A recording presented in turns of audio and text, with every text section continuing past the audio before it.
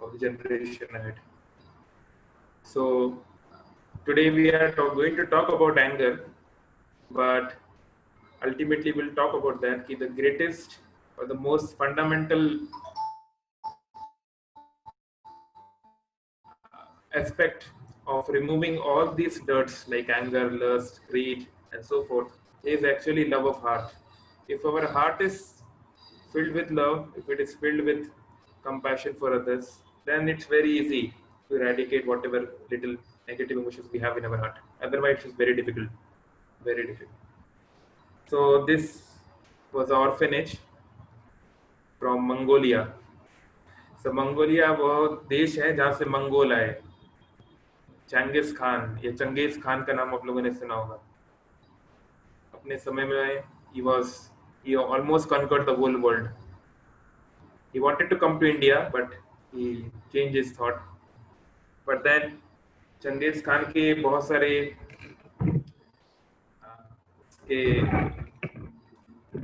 उसके आगे जनरेशन में बहुत लोग आए. Tamur was the son of Genghis Khan, and then Babur, his grandson, like that. And in Persian, Mongols are called Mughals. So Mongols से ये नाम आ गया Mughals, जिसको हम लोगों ने बोल दिया Mughal, and like that it continues. But that doesn't mean even अगर children even are there from Mongolia or North Korea or Pakistan or any other place, they're simply innocent. So when they are taught nonsense philosophies, and when their brain are washed, when they are done brainwashing, then it's a different thing. So ISKCON is trying a lot to work on education, and especially to take care of the needy, and orphanage is one such thing. तो इसमें main शुरुआत हुई जब 2004 में south east Asia में बहुत भयंकर tsunami आई. आप में से बहुत लोग छोटे होंगे इस समय. तो उसमें इंडिया में तमिलनाडु में बहुत इम्पैक्ट हुआ. अंडमान निकोबार आइलैंड्स में, इंडिया में एक प्लेस था इंदिरा पॉइंट, जो इंडिया का साउथ सबसे सदर्न एंड था, वो तो पूरी तरह डूब ही गया. श्रीलंका में बहुत बर्बादी हुई और भी कई देशों में. तो उस समय बहुत सारे मेक शिफ्ट डिवोटीज ने ऑर्फेनेजेस वगैरह खोले. सोचा था कि कुछ समय के लिए रहेंगे और देन गवर्नमेंट के हवाले कर दिया जाएगा. गवर्नमेंट तो गवर्नमेंट होती है, चाहे इंडिया की बात हो, चाहे श्रीलंका की बात हो, चाहे किसी भी देश की. फिर गवर्नमेंट थोड़ा ढिलाई दिखा रही थी, उतना सिंसियरली नहीं ले रही थी. तो ISKCON devotees decided to continue. So we have many orphanages in South End, especially in Sri Lanka and places like that.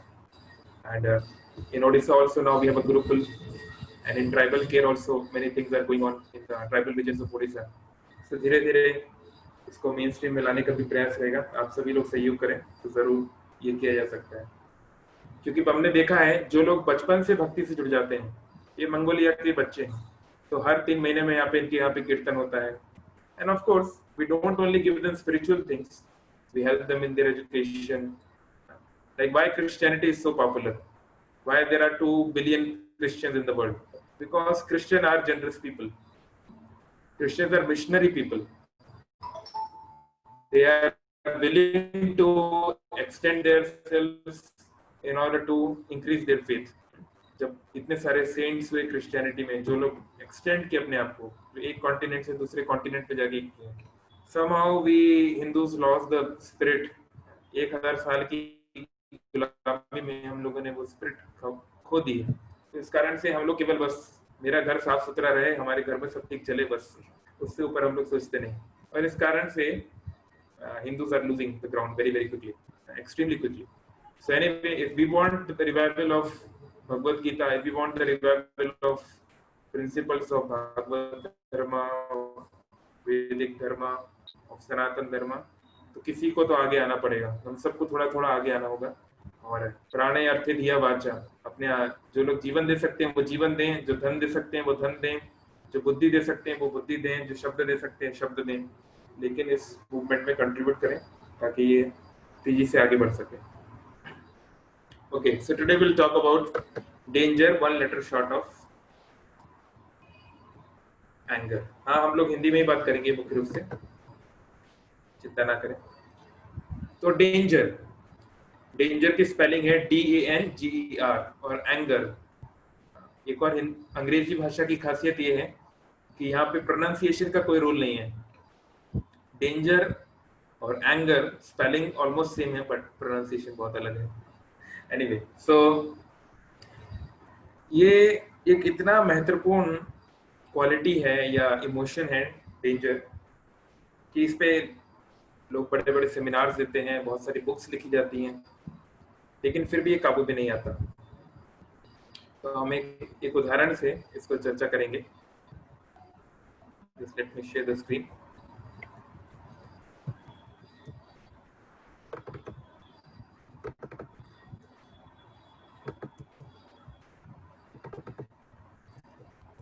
Okay, तो मैं एक छोटा सा वीडियो चलाऊंगा 1 मिनट का, आप लोग इसको देखिए और फिर कमेंट करिए, then we'll see the lesson.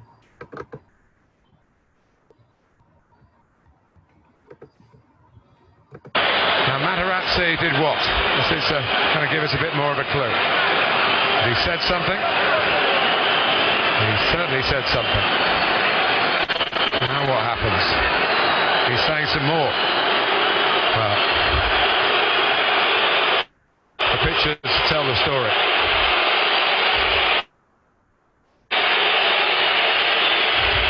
He leaves football in disgrace.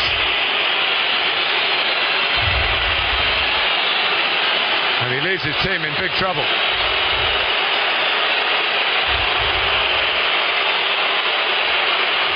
France down to 10 men. Okay, सो कोई जानता है क्या हुआ इसमें? थोड़ा कोई स्पोर्ट्स फैन इस तरह का कोई व्यक्ति है यहाँ पे? You can unmute yourself, allow them to speak. या हाँ, कोई अगर जानता है ये इंसिडेंट्स तो हम लोग के साथ शेयर करें, एंड विल। इसमें एक पार्टी को चोट पहुंचाने की कोशिश करी। हरे कृष्णा प्रभु। हाँ जी प्रभु, सुन रहे हैं, हाँ, सुन रहे हैं। तो वो गिरा और उसको फिर रेड कार्ड दिखाया, उसको टीम से बाहर निकाल दिया एम्पायर। हाँ, ओके, करेक्ट बोला जी आपने। और कोई है जो जानते हैं? कोई देख रहा था ये मैच लाइव? आज से 14 साल 15 साल पहले ये मैच हुआ था। It's very famous. कोई है sports fan? Hare Krishna, Hare Krishna. No sports fan? आज वो नहीं आया क्या? Manas is not there today? Hare Krishna. Okay, Prabhuji will join within 5 minutes. Okay, Manas is a football fan, so he might be knowing. Anyway, so ये जो match है ये था 2006 फुटबॉल वर्ल्ड कप का, फीफा वर्ल्ड कप का फाइनल। जैसे हम लोग तो इंडिया में इतने ज्यादा फुटबॉल फैंस नहीं हैं, ईस्ट में थोड़े बहुत हैं, लेकिन ये एक बहुत बड़ा इवेंट होता है दुनिया की स्पोर्ट्स क्रेजीनेस के आधार पे आप देखें, क्योंकि football fans are really enthusiastic people. जैसे हम लोग क्रिकेट में थोड़ा बहुत होते हैं भारतीय। तो ये वर्ल्ड कप का फाइनल था। फाइनल में फ्रांस और इटली दो टीमें पहुंची, दोनों की कोई उम्मीद नहीं थी पहुंचने की, पर दोनों पहुंची, कुछ खास उम्मीद नहीं थी। और फ्रांस के लेजेंडरी प्लेयर जिडान, जो कि उस समय कैप्टन भी थे फ्रांस के, वो अपना आखिरी टूर्नामेंट खेल रहे थे। तो आखिरी टूर्नामेंट में साधना जी, यस साधना माता जी, वांट टू से समथिंग? आपका हाथ ऊपर है, अनम्यूट करके बोल सकते हैं अगर आप कुछ बोलना चाहते हैं तो हर कोई चाहेगा कि जिडान जैसा एक इंटरनेशनल प्लेयर जिसने 10 साल 15 साल फ्रांस को डेडिकेट किया, बहुत सारे इंपॉर्टेंट उन्होंने टूर्नामेंट जीते फ्रांस के लिए, तो अब आखिरी अपना टूर्नामेंट खेल रहे हैं वो, जैसे तेंदुलकर खेल रहे थे 2011 का world cup, something like that. तो और टीम फाइनल तक पहुंच भी गई और उनका परफॉर्मेंस बहुत अच्छा रहा, और सभी को उम्मीद थी कि ये वर्ल्ड कप में कि फाइनल में फ्रांस जीतेगा और जिडान को एक बहुत ही, जिसे बोलते हैं ना, यादगार विदाई दी जाएगी, ड्रीम फेयरवेल होगा। सब कुछ ठीक ठाक चल रहा था। जैसे आप जानते हैं फुटबॉल 90 मिनट्स का गेम होता है, ऑलमोस्ट 80 मिनट्स गुजर चुके थे, दोनों टीमें 1-1 पे थी और फ्रांस ज्यादा पावरफुल लग रही थी, उनका फ्लो ज्यादा स्ट्रांग था, मोमेंटम ज्यादा स्ट्रांग था। लेकिन हुआ क्या? हुआ कुछ ये कि इटली के एक डिफेंडर ने He said something. He certainly said something. Now what happens? He He's saying some more. Defender ने Well, जिडान को, जो कि फ्रेंच कैप्टन थे, उनको कुछ बोल दिया, कुछ उनको भड़का दिया। हालांकि बहुत ही अभद्र भाषा का प्रयोग किया, बाद में पता चला। हाँ, लेकिन जिडान जो है अपने आप को काबू में नहीं रख पाए, अपने गुस्से को वो कंट्रोल नहीं कर पाए, और हजारों लोगों के सामने, और करोड़ों लोग टीवी पे देख रहे थे, सबके सामने उन्होंने अपने सर से उसको मार दिया। और वो सामने वाला तो गिरने के लिए तैयार था पहले ही, वो फटाफट गिर गया। और इससे हुआ क्या? उससे हुआ कि जिडान को रेड कार्ड मिल गया। तो फ्रांस को 10 प्लेयरों से मैच खेलना पड़ा, और उनकी कप्तान को रेड कार्ड मिल गया एन मौके पे, लास्ट 10 मिनट्स जब बचे थे। तो पूरी टीम जो है उनका उत्साह नीचे हो गया, और फ्रांस ये मैच हार गई, और इटली वर्ल्ड कप विजेता बन गई। So what is the lesson? The lesson is कि anger is such a emotion. Anger में लिए हुए एक्शंस या वर्ड्स जनरली हमारे लिए घातक सिद्ध हो सकते हैं, और कई बार तो हमारे जीवन को बदल सकते हैं, जैसे जिडान की केस में हुआ। हमारे करियर को बिगाड़ सकते हैं, हमारे रिलेशनशिप्स को डिस्ट्रॉय कर सकते हैं। हमसे ऐसी भूल हो सकती है जिसमें केवल फिर हम पछतावा ही कर पाए, और पछतावा करने के अलावा और कोई फिर चारा ना रहे, ऐसी मिस्टेक्स भी हो सकती हैं। तो डेंजर एंगर का बहुत ज्यादा है, खासकर जो लोग रजोगुण में ज्यादा है। हम लोग चर्चा कर रहे हैं पिछले कई हफ्ते say about 3 modes of nature. So this danger of रजोगुण इज एक्सट्रीमली हाई। जो व्यक्ति तमोगुणी है, मतलब कि आलसी है, उसका जीवन में कोई लक्ष्य नहीं, उसे कुछ करना धरना नहीं, वो इतना घातक नहीं है समाज के लिए। वो यूजफुल नहीं है, लेकिन वो घातक नहीं है। लेकिन जो व्यक्ति रजोगुणी है, और अगर वो गलत दिशा में चला गया, सो passion misdirected in wrong direction can result in disaster। और हम देखते हैं संसार में जो भी बड़े बड़े डिजास्टर होते हैं, वो पैशनेट लोगों के द्वारा ही होते हैं, when it is in a wrong direction, including COVID-19। तो हमारे चाइनीज बंधु लोग तो ज्यादा ही पैशनेट हैं सर्टेन चीजों में, जो हम सबको बहुत भारी पड़ रहा है। तो what should be done, what is the way ahead, what can be done about this, उसको आज हम लोग चर्चा करेंगे। So Bhagavad Gita says something about this।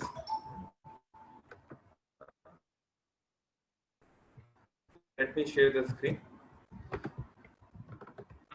This is Bhagavad Gita 16th chapter। I hope you can see the screen। So Bhagavad Gita बोल रही है, त्रिविधम नरकैश्येदम द्वारम नाशनम आत्मनः कामा क्रोधस तथा लोभस तस्मात् एतत् त्रयम् त्रये।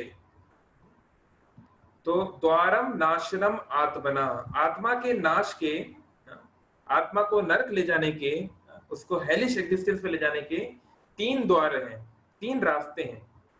आप जानना चाहेंगे किन 3 रास्तों से हमारा बंटाधार होता है? वो 3 रास्ते हैं, काम क्रोध तथा लोभस। काम यानी कि लस्ट,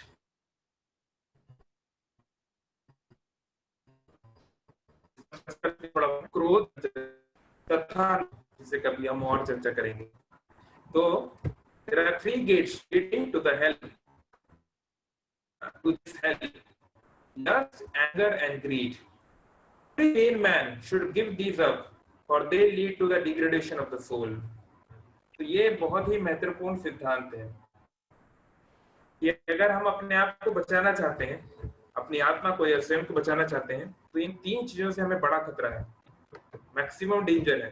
तो ये एंगर इज नॉट समथिंग जिसको आप नेग्लेक्ट कर सकते हैं। क्योंकि कई बार लोग बोलते हैं कि हम लोग हमेशा तो एंग्री होते नहीं, ये तो वंस कभी कुछ ऐसा हो गया तो हम एंग्री होते हैं। भले ही हम लोग हमेशा ना हो, पर वो थोड़े से समय का एंगर ही हमारे पूरे जीवन की कहानी बदल सकता है। एक और शॉर्ट वीडियो हम आपको दिखाएंगे।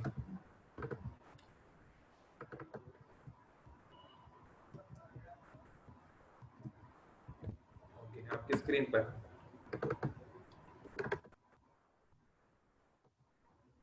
ये सीसीटीवी फुटेज है, इसमें कोई साउंड नहीं है।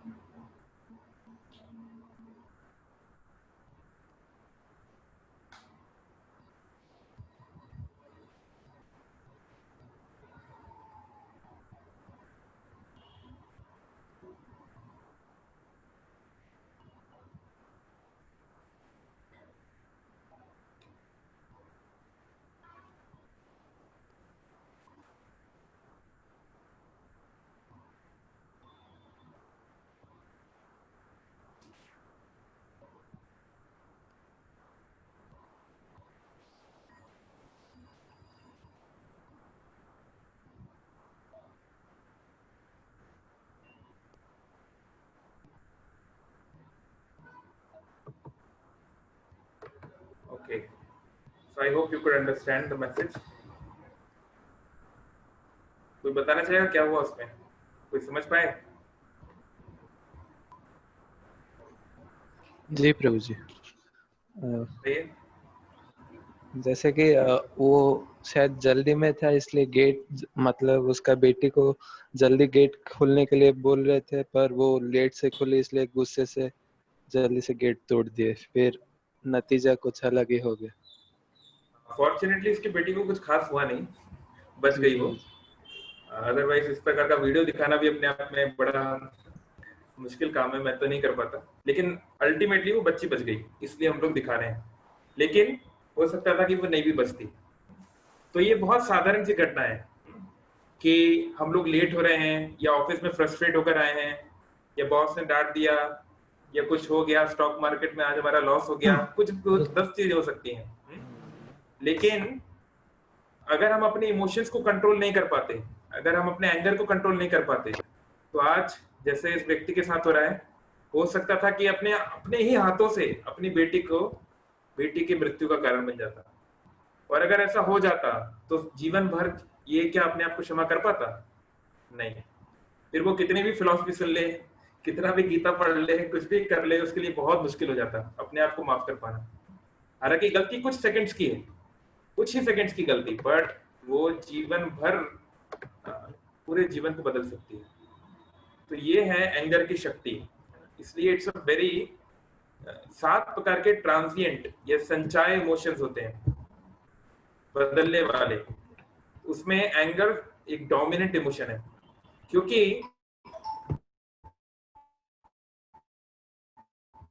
इसके जो कॉन्सिक्वेंसेस होते हैं ये बहुत ज्यादा होते हैं। तो अब प्रश्न उठता है, 2 चीजें आज हम लोग बेसिकली डिस्कस करेंगे। जो लोग बहुत गुस्से वाले लोग हैं, जो लोग एंग्री लोग हैं या गुस्से में आ जाते हैं, उनसे कैसे डील करें, और हम अपने खुद के गुस्से को कैसे कंट्रोल करें, है ना? तो ये 2 चीजों पे हम चर्चा करेंगे। तो पहले अक्सर जो होता है कि कई बार हम, हमारे परिवार की बात हो, हमारे समाज की बात हो, ऑफिस की बात हो, कॉलेज की बात हो, कहीं पर भी हमें कई बार गुस्सैल लोगों के आसपास रहना पड़ता है। अब क्या कर सकते हैं, कई लोगों को हम नहीं चुन सकते अपने जीवन में। अपने माता पिता हम नहीं चुन सकते, अपने बॉस हम नहीं चुन सकते, बहुत सी चीजें हम नहीं चुन सकते, हमें लेना पड़ेगा। जो अरेंजमेंट है प्रोविडेंस का, उसको लेना पड़ेगा। तो अब हमें इन लोगों के साथ डील भी करना है। लेकिन हम देखते हैं कई बार लोग, उनका ये उनके चरित्र में है गुस्सा होना, बहुत आसानी से गुस्सा हो जाते हैं, शॉर्ट टेम्पर्ड है। तो कैसे ऐसे लोगों के साथ डील करें? तो हमें देखना है, जनरली जो लोग गुस्सैल होते हैं या गुस्सैल स्वभाव के होते हैं, उसके 2 कारण होते हैं मुख्य रूप से। तो पहला कारण होता है ड्यू टू पर्सनल वीकनेस, हृदय दौर्बल्यम, मतलब उस व्यक्ति के अंदर क्षमता नहीं है अपने इमोशंस को कंट्रोल कर पाने की। यानी कि उसका इंटेंशन नहीं है गुस्सा होना, उसका इंटेंशन नहीं है किसी को ऊंचे शब्दों में बात करना, है ना, या फिर तेज भाषा का प्रयोग करना, या गलत भाषा का प्रयोग करना, या कोई ऐसा एक्शन लेना, उसकी कोई इसकी इंटेंशन नहीं है। लेकिन क्योंकि उसका अपने सेल्फ पे, अपने इमोशंस पे कंट्रोल नहीं है, वीकनेस है, हृदय दौर्बल्यम है, तो इस कारण से वो कभी कभी ऐसा कर बैठता है। तो ये एक प्रकार के लोग हैं। और दूसरा है ड्यू टू पर्सन्स विकेटनेस, कि कुछ लोग जो होते हैं वो कपटी होते हैं, है ना। तो जो कपटी व्यक्ति होता है, हम लोग उस पर चर्चा करेंगे, उसके जब प्लान्स फेल होते हैं, फ्रस्ट्रेट होते हैं, या वो जो चाहता है वो उसको नहीं मिलता, तो तुरंत गुस्सा आ जाता है। तो ये 2 प्रकार के लोग हमको मिलेंगे, जिन मुख्य रूप से जो एंग्री होते हैं या एंग्री होने के जिनके चांसेस ज्यादा है। तो पहला जो देखते हैं, देखिए हम सभी को, एक अंग्रेजी में कहावत है कि we should all have warm heart and a cool head. ऐसे बोलते हैं ना कि हमारा हृदय गर्म होना चाहिए लेकिन हमारा दिमाग ठंडा होना चाहिए। इसका क्या अर्थ है? इसका यह अर्थ है, and what is the opposite? The opposite is that many times people in this world, they are cold hearted and hot headed.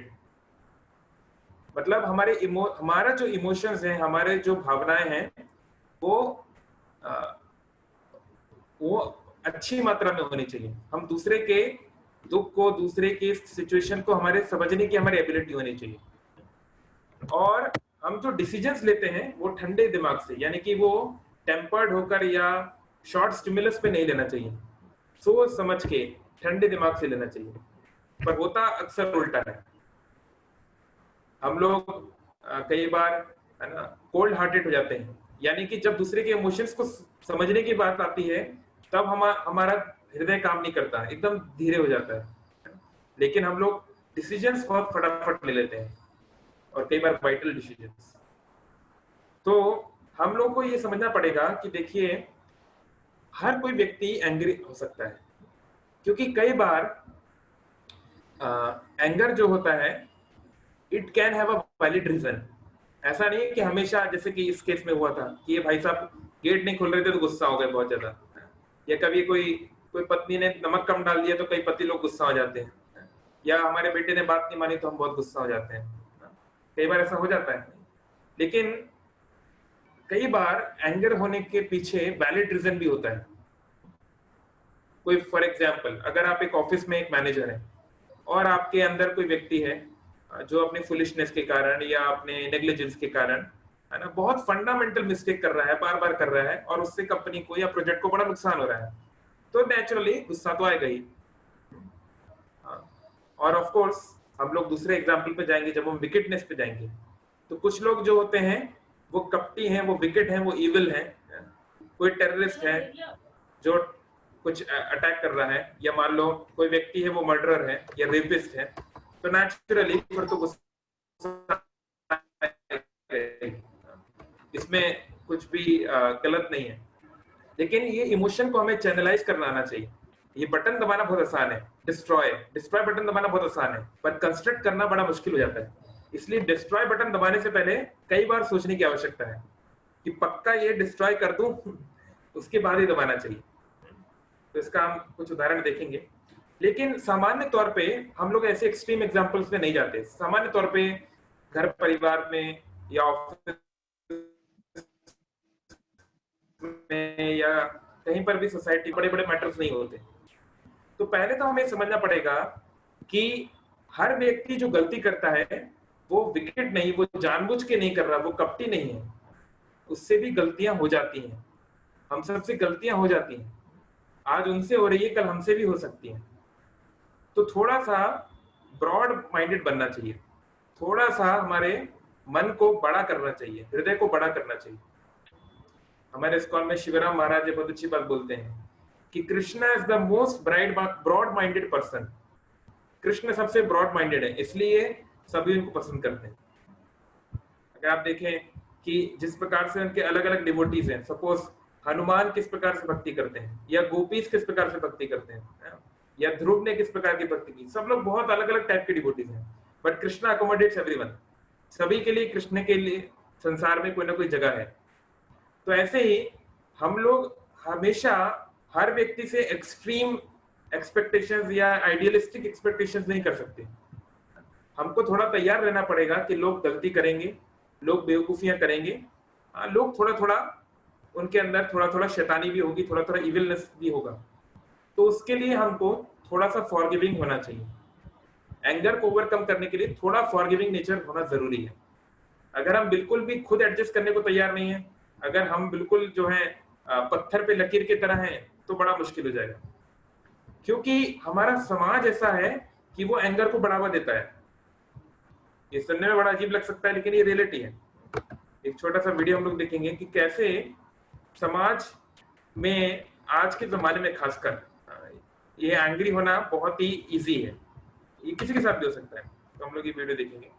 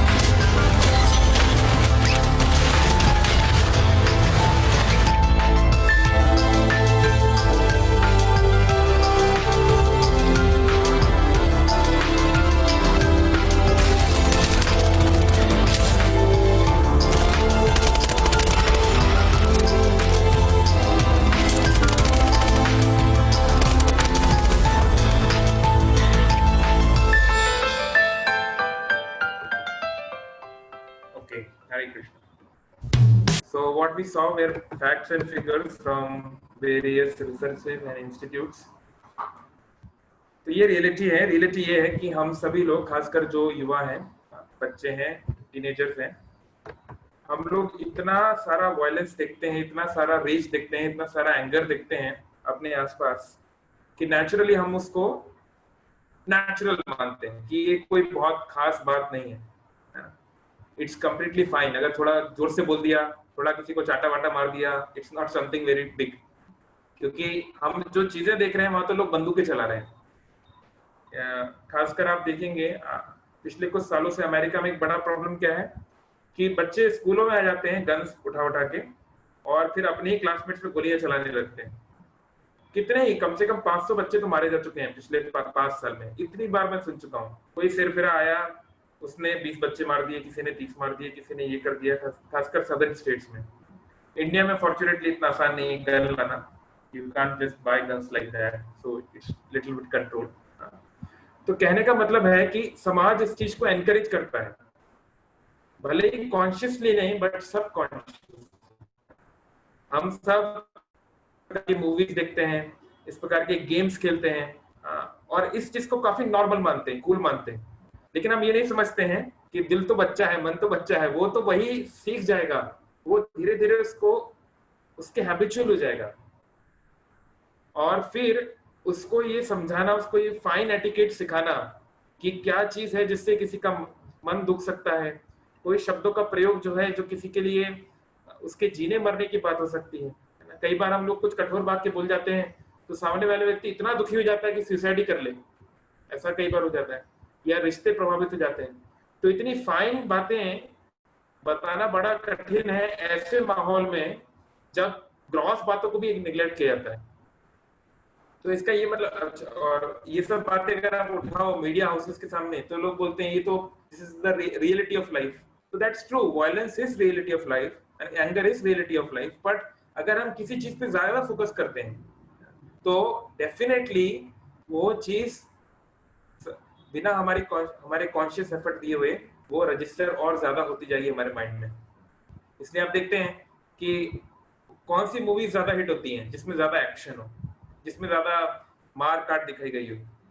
तो फिर हम कैसे एक्सपेक्ट करते हैं कि सोसाइटी में शांति रहेगी? वो नहीं हो पाएगा। क्योंकि हम लोग जिस प्रकार के हम लोग चॉइसेस करते हैं, समाज जिन लोगों का बना होता है वही लोग जो है अलग अलग पोस्ट पर हैं, अलग अलग पोजीशंस पे हैं। तो ये बहुत ही साधारण बात है कि कोई व्यक्ति एंग्री हो जाए, ये कोई बहुत इसमें सरप्राइज होने की बात नहीं है। इसलिए तो जब हम डील कर रहे हैं दूसरे लोगों के साथ और we find that someone is very angry, so उसमें कुछ भी बहुत ज्यादा एस्टॉनिश होने की बात नहीं है। ये it is bound to happen like that. बल्कि कोई व्यक्ति है जो कि बहुत सरल है, जो गुस्सा नहीं होता, तो ये थोड़ा एस्टॉनिश होने की बात है। ये एक आश्चर्य की बात है कि ऐसे माहौल में भी कोई व्यक्ति अगर कूल हेडेड है, शांत दिमाग वाला है, तो ये बड़ी आश्चर्य की बात है। फर्स्ट थिंग इज दिस कि यह गलती किसी से भी हो सकती है ना।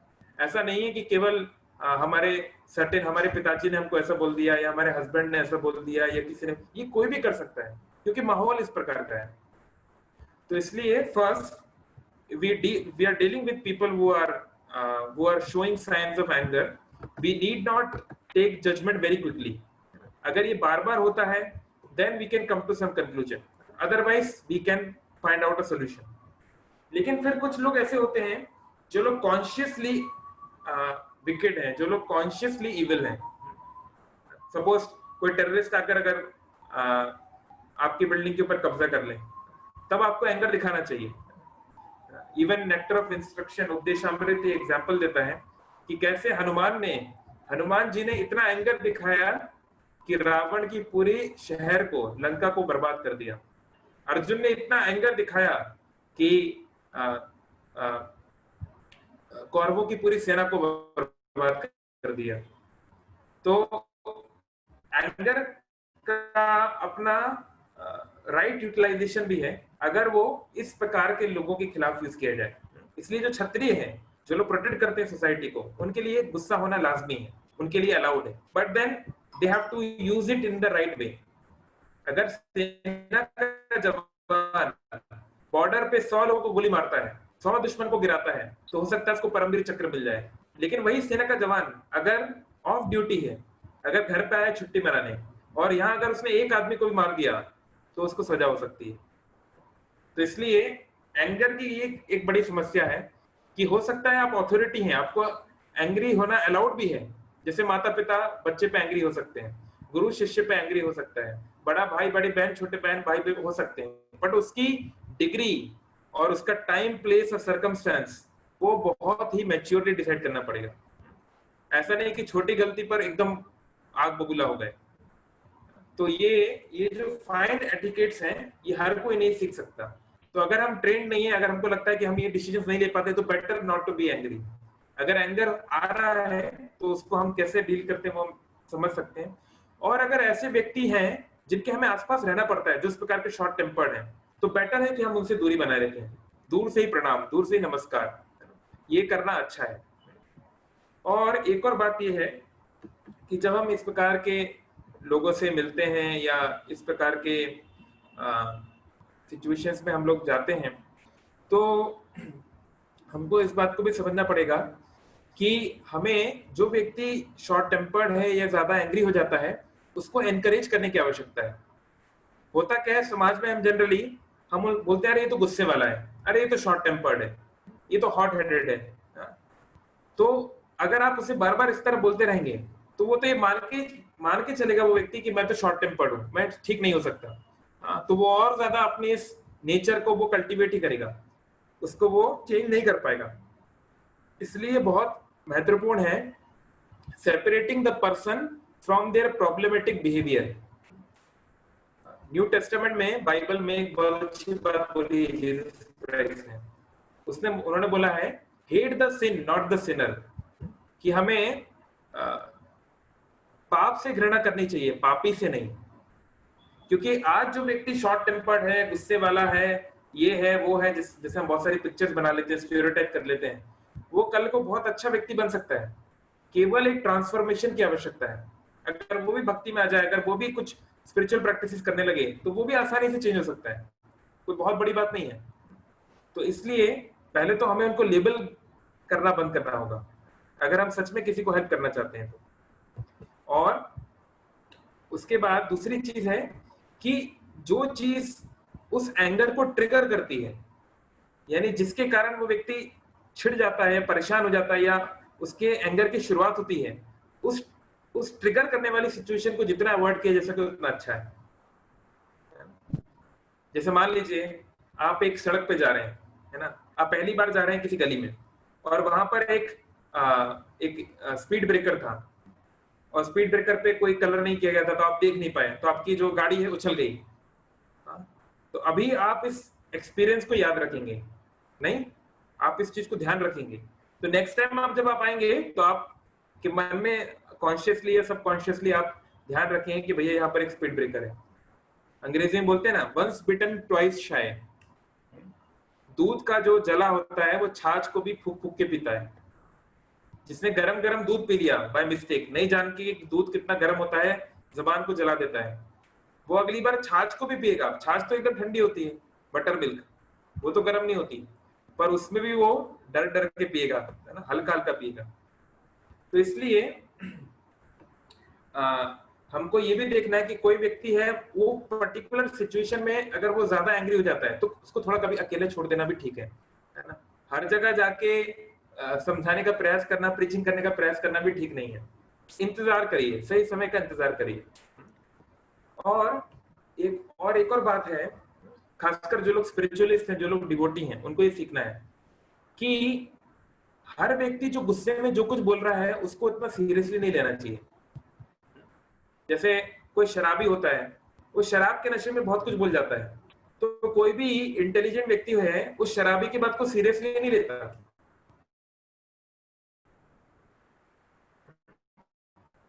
मुझे याद है जब हम लोग बचपन में थे, I mean it's a very hot example to give but something which you will be able to relate. तो हमारे एक मामा जी थे, बहुत शराब पीते थे, गांव में बहुत शराब पीते थे। तो कई बार वो रात में आके 10-11 बजे आके कुछ अजीब अजीब बातें करने लगे, अजीब अजीब सी चीजें बोलने लगे। तो मतलब अगर वो आसपास है या उनकी आवाज आ रही है, तो पहले ही लोग जो है मतलब बिल्कुल जैसे कि कोई है ही नहीं, इग्नोर करते थे। तो जैसे वो आके कुछ बोले कुछ करें तो ऐसे बिहेव करते थे ऐसे कि उनको सुन ही नहीं रहे। तो कई बार ऐसा करना पड़ता है कि जो व्यक्ति बहुत गुस्से में है, अत्यधिक इमोशंस में बह गया है, उसकी बात को सीरियसली ना लें और उस बात को लेके बैठ ना जाए। इसका बहुत अच्छा एग्जाम्पल रामायण में है। तो अब रामायण में आप जानते हैं क्या हुआ कि अच्छा खासा चल रहा था, 13 साल गुजर गए वनवास के, 1 साल और गुजरने वाला था। तो सीता देवी ने एक दिन एक सोने का हिरण देखा। सोने का हिरण देख के उन्होंने श्री राम से बोला कि ये हिरण अगर हमको मिल जाए तो कितना अच्छा रहेगा, इसको हम लोग अयोध्या ले जाएंगे, अपने पास रखेंगे। तो लक्ष्मण ने पहले ही बोल दिया कि भाभी भैया ये कोई हिरण नहीं है, ये तो एक राक्षस है। ऐसा कोई हिरण होता है क्या सोने का इतना चमकने वाला? कभी आपने ऐसा हिरण देखा?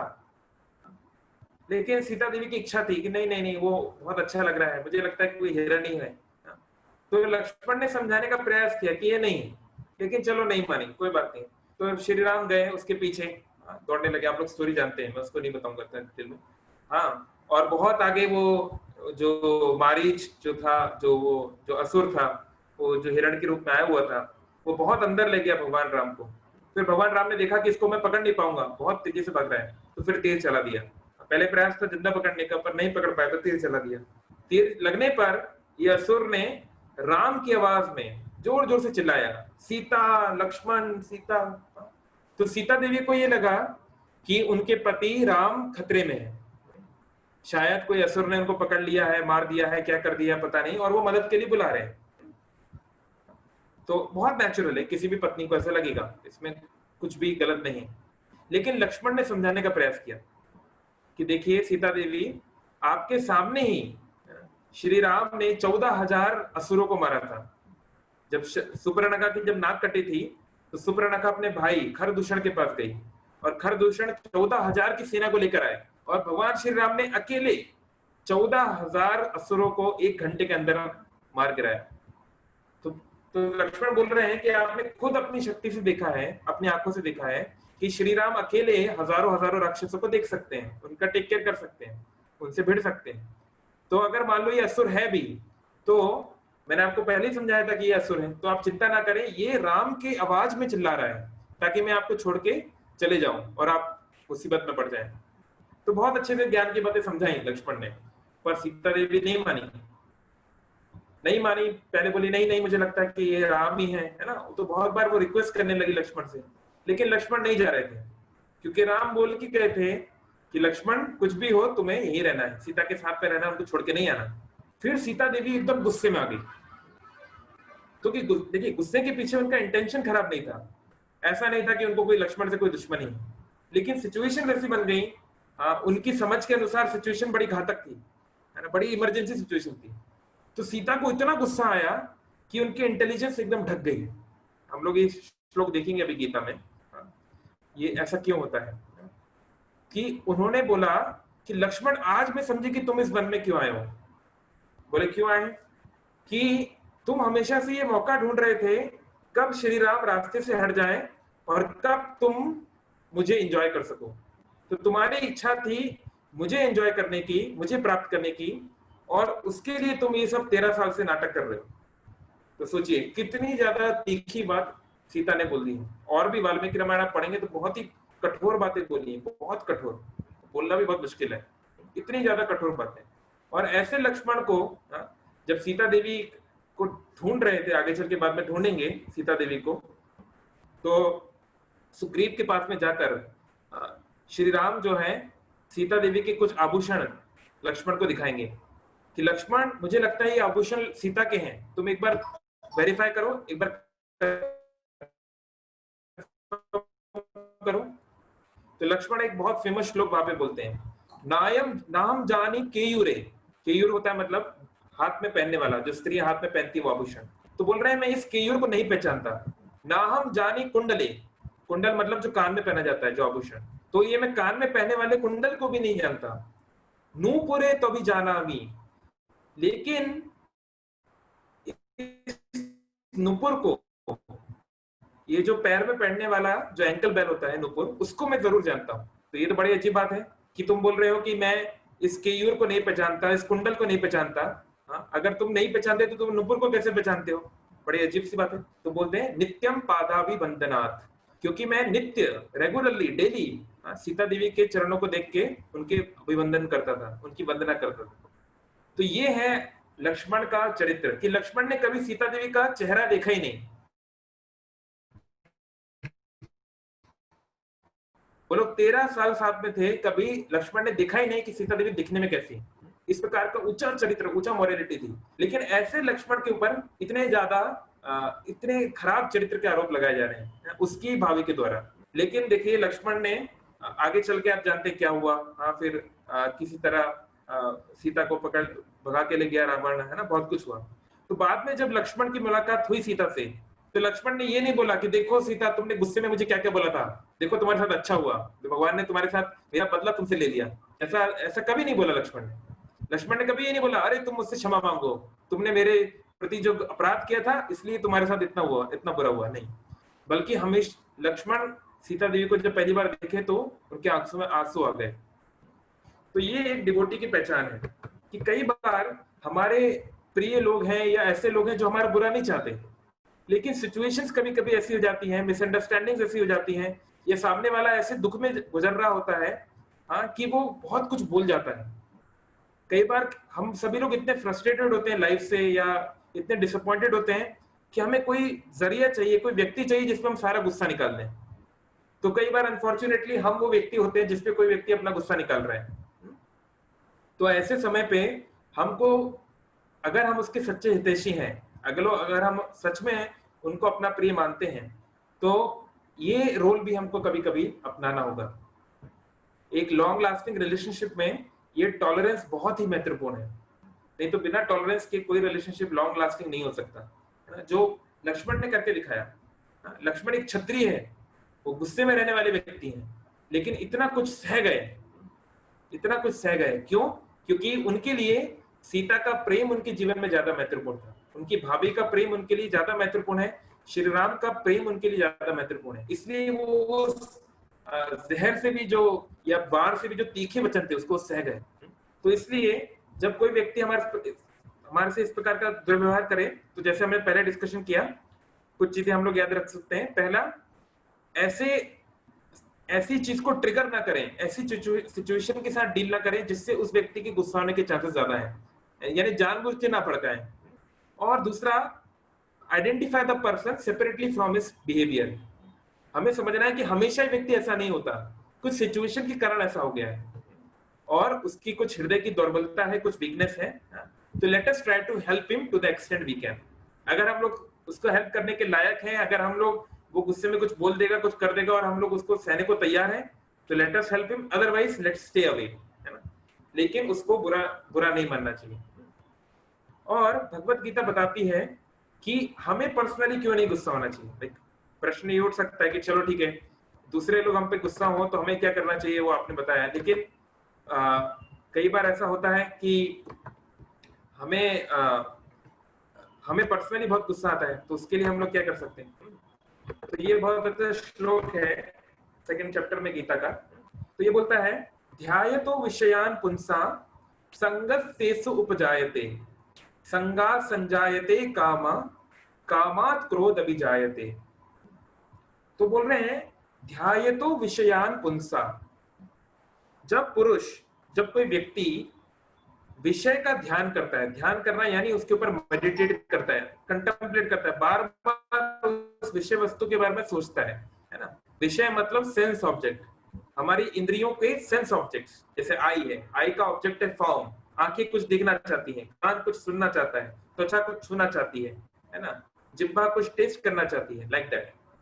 तो जब हम इन विषयों के बारे में बहुत ज्यादा चिंतन करते हैं, बहुत ज्यादा इनके ऊपर कंटेम्पलेट करते हैं। देखिए, एक रैंडम विचार आना एक अलग बात है, विचार तो किसी के भी मन में आ सकता है, जब तक कोई व्यक्ति एकदम शुद्ध भक्त ना हो। तो साधारण तौर पर विचार तो आते ही हैं, लेकिन वो इतने घातक नहीं है। लेकिन कंटेम्पलेशन घातक हो सकता है। जब हम बार बार विचार करते हैं, थिंकिंग, फीलिंग, विलिंग, उस थिंकिंग को हम बढ़ावा देते हैं, कल्टीवेट करते हैं, तो वो फीलिंग में कन्वर्ट हो जाता है। और फीलिंग से विलिंग, फिर हम सोचते हैं कि वो चीज हमको चाहिए। संगस तेसु उपजायते, संग यानी कि अटैचमेंट, हम जुड़ जाते हैं उस चीज से। आप सपोज अगर आपको आइसक्रीम बहुत पसंद है और आप बार बार आइसक्रीम के बारे में विचार करते रहो करते रहो करते रहो, तो आपके मन में आ जाएगा कि फटाफट कहीं से आइसक्रीम मिल जाए तो बहुत अच्छा रहेगा। वो एक कन्विक्शन आपके अंदर आ जाएगी। और संगा संजायते कामा, तो ये संग के प्रभाव से उत्पन्न होता है काम, इलिसिट डिजायर्स, लस्ट, है ना, स्ट्रॉन्ग डिजायर। और कामात क्रोध अभिजायते, यानी क्रोध का कारण है काम। क्रोध कब होता है व्यक्ति को? जब उसकी डिजायर फुलफिल नहीं होती, जब वो चाहता है उसके रास्ते में, वो जो चाहता है उसके रास्ते में कोई व्यक्ति या वस्तु आती है, तब वो क्रोधित होता है, फ्रस्ट्रेटेड होता है, रेज्ड होता है। तो या तो व्यक्ति उसकी डिजायर्स के अनफुलफिलमेंट के कारण या फ्रस्ट्रेशन के कारण, फ्रस्ट्रेशन मतलब जो नहीं मिल रही है, बहुत प्रयास किया नहीं मिल रहा है तो फ्रस्ट्रेट हो गया, डिसअपॉइंट हो गया, तो व्यक्ति क्रोधित होता है। और क्रोधित होने से होता क्या है ना, नेक्स्ट श्लोक बताता है क्रोधित होने से क्या हो जाता है। क्रोधात भवति सम्मोह, क्रोध के कारण व्यक्ति सम्मोहित हो जाता है, मोह में पड़ जाता है। मोह मतलब होता है इल्यूजन। इल्यूजन मतलब सही और पहचान भूल जाता है। ओके, थोड़ा सा अपने आप को म्यूट रखिए प्लीज। ऑलराइट, तो सब मोहित हो जाता है, यानी कि वो सही और गलत में अंतर नहीं कर पाता। वो ये अंतर नहीं कर पाता कि मुझे अपने परिवार वालों से किस प्रकार की बात करनी चाहिए, मुझे क्या करना चाहिए, तो उसकी गलती करने के चांसेस बहुत हाई हो जाते हैं। और सम्मोह स्मृति विभ्रमा, स्मृति मेमोरी विमरित हो जाती है ना। ऐसा नहीं है कि जो व्यक्ति क्रोध में, जैसे हमने वीडियो में देखा, जिडान ऐसा नहीं कि नहीं जानता था कि अगर मैंने उसको मार दिया तो मुझे रेड कार्ड मिल सकता है, मेरी टीम वर्ल्ड कप हार सकती है, उसको पता था ये बात। वो व्यक्ति जो गेट पे जो फ्रस्ट्रेट होकर अपनी बेटी को मार दिया ऑलमोस्ट वर्चुअली, उसको पता था कि बड़ी दुर्घटना हो सकती है, लेकिन स्मृति विभ्रमा, क्रोध में व्यक्ति सम्मोहित हो जाता है और मोहग्रस्त व्यक्ति ये नहीं समझ पाता, उसकी बुद्धि काम करना बंद कर देती है। वो ये नहीं समझ पाता कि ये जुर्म है, ये क्राइम है, ये गलत है, ये सही है, वो ये सब चीजें नहीं समझ पाता। स्मृति भ्रंशात बुद्धि नाशो, उसकी बुद्धि का नाश हो जाता है, मतलब उसके विजडम, सही और गलत की डिसीजन लेने की क्षमता की खत्म हो जाती है। और बुद्धि नाशात प्रणश्यति, और जिस व्यक्ति की सही और गलत की पहचान अगर मिट गई, बुद्धि का नाश हो गया, तो उसका प्रणश्यति, उसका तो पतन होना निश्चित है। तो इसलिए क्रोध हम सभी के जीवन में बहुत ज्यादा रेलेवेंट है, क्योंकि अगर हमने इस पे काम नहीं किया तो ये हमारे जीवन के पतन का कारण बन सकता है। तो इसलिए इस पे इतना ज्यादा जोर दिया जा रहा है, गीता में भी बहुत जगहों पे, बहुत स्थानों पे इसको बोला जा रहा है। तो अभी अगर मैं एंग्री हो जाता हूँ, सपोज अगर मैं एंग्री हो गया किसी सिचुएशन में, तो मैं क्या कर सकता हूँ? तो कई सारी चीजें हैं जो साइकियाट्रिस्ट वगैरह बताते हैं, बहुत सारे आप देखेंगे भी सामान्य तौर पे एंगर मैनेजमेंट के सेमिनार वगैरह में बताया जाता है। फेमस जो अमेरिका के राष्ट्रपति हैं थॉमस जेफरसन, उन्होंने बोला कि अगर आप गुस्से में हो तो 10 तक गिनती करिए, और बहुत गुस्से में है तो 100 तक गिनती करिए। कई साइकियाट्रिस्ट इस तरह बोलते हैं कि अगर आप गुस्से में हैं तो उल्टी गिनती करिए, 10 से लेकर 1 तक उल्टी गिनती करिए। तो ये सब चीजें काम करती हैं। क्यों? क्योंकि इससे गुस्सा जो एनर्जी है, एंगर मतलब हाई एनर्जी, पीक एनर्जी पे व्यक्ति रहता है, उसकी एनर्जी थोड़ी चैनलाइज हो जाती है, थोड़ा वो कहीं उसका ध्यान भटक जाता है। तो ये चीजें काम करती हैं, इट कैन बी यूजफुल, है ना। दूसरा एक और चीज जो आप कर सकते हैं, जो आप पाएंगे एंगर मैनेजमेंट में बहुत सारे लोग बताते हैं, कि डेलीगेट कर दो, डिले कर दो। कि चलो मान लो आपको बहुत गुस्सा आ रहा है, आपको लग रहा है आज मैं इसको छोड़ूंगा नहीं, इससे मैं ऐसे कैसे कर दिया, तो ठीक है, अगर आप उसको मारना ही चाहते हो, उसको कुछ करना ही चाहते हो, तो कुछ देर के बाद करना, आधे घंटे के बाद करना, या फिर किसी और के द्वारा करवाना। अपनी मम्मी को फोन कर दो कि मम्मी मेरी बहन ने मुझे ऐसे बोल दिया, लेट समवन एल्स डिसाइड, उस मैटर को डेलीगेट कर दो, या थोड़ी देर के लिए डिले कर दो। तो आप क्या देखिए, क्योंकि ये क्या है, एक आंधी की तरह होता है, ये एक तूफान की तरह, तूफान हमेशा नहीं रहेगा, धीरे धीरे शांत भी होगा। तो एंगर ऐसा नहीं कि हमेशा रहता है, ये 24 घंटे व्यक्ति एंगर में ही है, ऐसा नहीं होगा। It's a short term emotion. तो कई बार उसको डिले और डेलीगेट करना बड़ा हेल्पफुल हो जाता है। और एक और चीज जो है, जो ऑफ कोर्स थोड़ा सा मैच्योरिटी जिसमें लगती है, वो होता है कि separating the incidents from the apparent angle. जो हमें तथाकथित लग रहा है, जैसे अभी उस व्यक्ति को ये लग सकता था कि ये मेरी बेटी खोल क्यों नहीं दरवाजा, ये मेरी इज्जत नहीं करती क्या, इसको मेरी कोई औकात नहीं है मेरे घर में। हाँ, तो बहुत सारी चीजें उसके मन में सोचता आ रही हूँ, लेकिन रियलिटी हो कि हो सकता है बेचारी बच्ची अपना गेट ही ना खोल पा रही हो, या फिर कहीं वॉशरूम में हो या कहीं पर भी हो, कुछ भी हो सकता है। तो इसलिए एम्पैथी, इसी पिक्चर को, इसी सिचुएशन को दूसरे व्यक्ति की आंखों से देखने का प्रयास करना, वो भी बहुत हेल्प करता है। कि मान लो इसने ऐसी गलती की, ऐसी बेवकूफी की, इसने मेरे साथ ऐसा बोल दिया, तो ऐसा क्यों किया होगा, क्या कारण है, थोड़ा उसको समझने का प्रयास करना, वो भी बहुत हेल्पफुल है। और अल्टीमेटली ये जो एंगर है, ANGER, इसके आगे जो डेंजर, जो डी शब्द है, जो इस एंगर को डेंजर बना सकता है, वो डी को पहचानने के लिए हमें डिवोशन की जरूरत है। क्योंकि सामान्य तौर पे व्यक्ति संसार में एंग्री क्यों होता है, क्योंकि हर व्यक्ति अपने आप को बहुत बड़ा माइकल आलन समझता है। हर व्यक्ति ये समझता है कि मैं बहुत महत्वपूर्ण व्यक्ति हूँ, है ना, और लोगों को मेरे अनुसार चलना चाहिए। क्यों मेरी बात नहीं मानी जा रही है, क्यों मेरे एक्सपेक्टेशंस को धराशायी किया जा रहा है ना। तो मैं इसको संस्कृत में बोलते हैं अहम ममेति, मैं और मेरा। जब व्यक्ति बहुत ज्यादा खुद के प्रति कॉन्शियस है, क्यों मेरी दाल में नमक नहीं है, क्यों मेरा टेलीविजन काम नहीं कर रहा है, क्यों इंटरनेट इतना स्लो है। तो जब हम हर चीज को खुद के आधार पे देखते हैं, खुद को सेंटर पे देख के देखते हैं, तो ये बहुत ही स्वाभाविक है कि हमारे अंदर गुस्सा आ सकता है। तो अल्टीमेटली इसका अगर आप रियल सॉल्यूशन चाहते हैं, जो कि कोई भी एंगर मैनेजमेंट वाला आपको नहीं सिखा सकता, हालांकि वो लोग सिखाते हैं, मेडिटेशन आप कर सकते हैं। बहुत सारे लोग आप देखेंगे एंगर मैनेजमेंट में भी बात बोलते हैं कि मेडिटेशन करना इज रियली हेल्पफुल, है ना। हाँ, पर मेडिटेशन में भी if you specifically do this devotion, meditation with devotion, which is this mantra meditation, तो आप देखेंगे कि humility will come to you very naturally. Humble बनने के लिए, विनम्र बनने के लिए अलग से कुछ प्रयास नहीं करना पड़ेगा, यू विल नेचुरली बिकम। जैसे देखिए, मान लीजिए अगर आप अपने गांव में सबसे अमीर आदमी हैं, तो आप हमेशा नाक ऊपर करके चलेंगे कि मैं सबसे बड़ा यहाँ पे ठाकुर हूँ, जमींदार हूँ। लेकिन अगर आपको पता चलेगा कि बिल गेट्स कौन सी क्या व्यक्ति है, ये मुकेश अंबानी कौन व्यक्ति है, $80 बिलियन जिसके पास है, और आपके पास कुछ 70-80 लाख रुपए हैं, तो आपका अपने आप सर झुक जाएगा, अरे भैया ये तो बहुत बड़ा आदमी है, नहीं। तो जब हम अपने से बड़े व्यक्ति से को रियलाइज करते हैं, जब हमें पता चलता है कि दुनिया में लोग के पास कितना कुछ है, कितना ज्ञान है, कितना स्किल्स है, कितने उनके अंदर एबिलिटीज हैं, और अल्टीमेटली भगवान कितने महान है, भगवान इन्फिनाइट है, विभु है, तो फिर हमारा अहंकार छोटा हो जाता है, हमारा विनम्रता नेचुरली जाती है, उसके लिए कुछ अलग से करना नहीं पड़ता। और विनम्र व्यक्ति गुस्सा नहीं करेगा। जब वो अपने आप को कुछ ज्यादा कुछ मानता ही नहीं है, तो बहुत प्रोवोकिंग सिचुएशन पर भी उसको एंगर नहीं आएगा।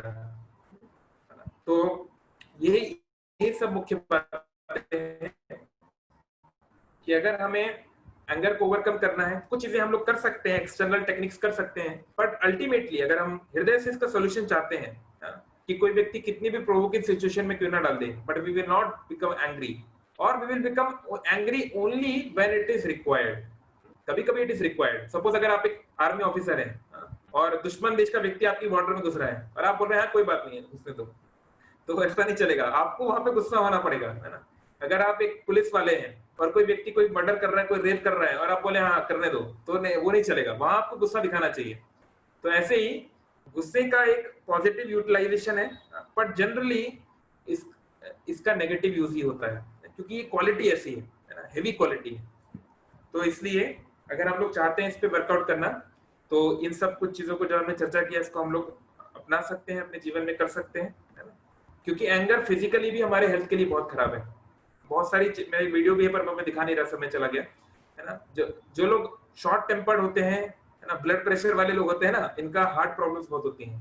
तो शारीरिक रूप से, मानसिक रूप से अपने परिवार को साथ रखना चाहते हैं, एक अच्छे मैनेजर बनना चाहते हैं, कुछ भी करना चाहते हैं, अगर आप संसार में एक्चुअली डिवोटी भी बनना चाहते हैं, तो आपको एंगर पे कंट्रोल करना सीखना ही होगा। तो और बेस्ट तरीका है हरे कृष्ण कृष्ण कृष्ण हरे हरे, हरे राम राम राम हरे हरे। इस हरे कृष्ण महामंत्र का जिसको आप मेडिटेशन बोल लो, जिसको आप प्रेयर बोल लो, जिसको आप डिवोशनल टेक्निक बोल लो, इसको ध्यान पूर्वक जप करना, इसको कीर्तन के रूप में गाना, है ना, भगवत गीता का खासकर अध्ययन करना, it will really help us to easily overcome all these problems. Okay, Hare Krishna. किसी का कोई कमेंट है या कोई रियलाइजेशन है, कोई क्वेश्चन है तो बोल सकते हैं। ये एंगर तो बहुत ही कॉमन चीज है। अभिषेक का हाथ उठा हुआ है। यस अभिषेक, आपको अनम्यूट कर दिया।